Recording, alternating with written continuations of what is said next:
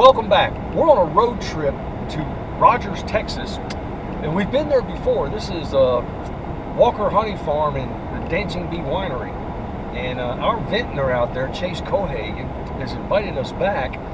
He's got some interesting things to show us today. I understand it's brew day, so a new batch of mead's going to be made, and we're going to be there when it happens, and we're going to share every bit of this with you.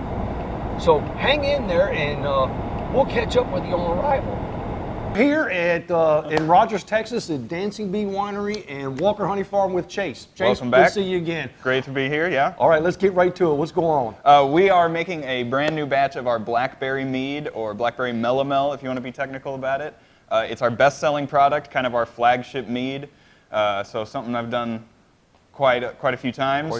Here we are again. Okay. I've got water in the tank already, which you guys will see. We're going to add about 20 gallons of our blackberry juice concentrate, and then we're going to be coming in with hot honey on top of that.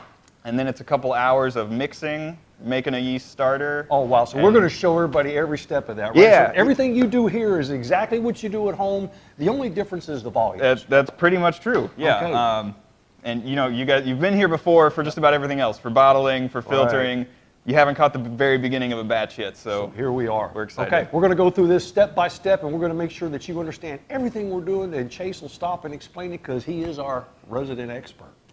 All right, let's go. All right, cool. The sanitizer you use for this is a little different than normal. Yes, this is a homemade sanitizer solution made with citric acid, which comes in powdered form, and potassium metabisulfite, also a white powder used for stabilizing wines. In 1 gallon of warm water, you want 2 teaspoons of the sulfite and 1 tablespoon of the citric acid. Okay. And that's just going to kill everything, sanitize your equipment. And, you know, in lower concentrations, those 2 ingredients are going to be in the finished wine. So that's why you use that in this particular That's why I like it at the beginning of a batch. Right. I'm not dealing with any, like, you know, commercially bought acid sanitizers like Star San that I use for kegs and small stuff like that. Right. Okay, I got you. Okay, and so we've already sanitized the hose, yes. And then Colton here has the hose. Yeah, we're going to get him going here in just a second. All right, good. Let's get going. Yep, sure. So in this 2,000-liter tank, I've got about 200 gallons of clean, filtered tap water in there. It's cool. And we need to add just over 20 gallons of the blackberry juice concentrate that Colton's got there. And I've actually figured with math that 20 gallons that I need is going to increase the depth in the tank by just over 3 inches. So we're going to go 3 inches higher. Oh, I don't have that measured, right? Let's restart here. Just to the tip, 52.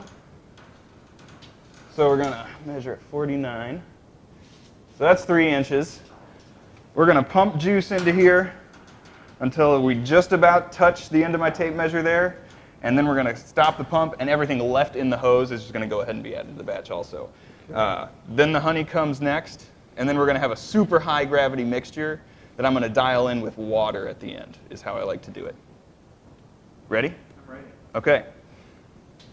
Towards you, right? Bottom towards me. Here we go. You got a good view of that? 3, 2, 1.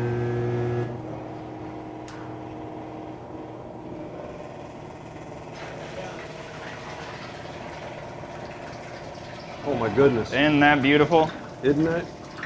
Look at that. Now that's a high bricks, as you said. It's concentrated, so it's super concentrated. Sweet, super concentrated. 65 bricks. It's nearly 8 times concentrated. You know, so 1 gallon of this into 8 gallons of water would get you just about to what you'd get if you crushed a blackberry in your hand. Wow. And so right now I'm just watching the level. Mm-hmm. And as soon as we approach the tip of my tape measure there, I'm going to tell Colton to shut that pump off.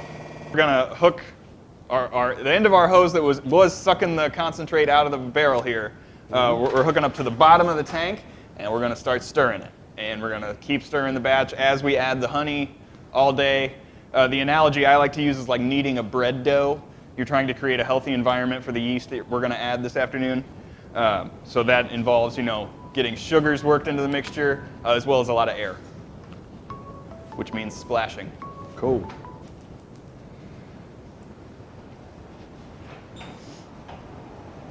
In fact, it would be really cool to show a crystallized barrel. Let me see what we got in the hot room. Okay.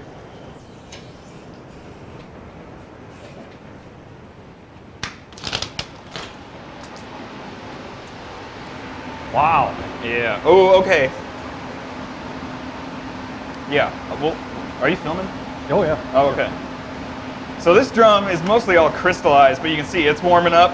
And this is obviously is our hot room, where we gently warm re-liquefy crystallized honey. And the honey going into our blackberry mead is sitting here in this plastic tote, and I've just got it here so it's plenty warm. The blackberry concentrate and the water we're starting with are both cool. Yeast likes a nice warm mixture, at least like 75 degrees or so. So this honey should be at least about 115 degrees right now. We're ready to pull it out and get going. All right.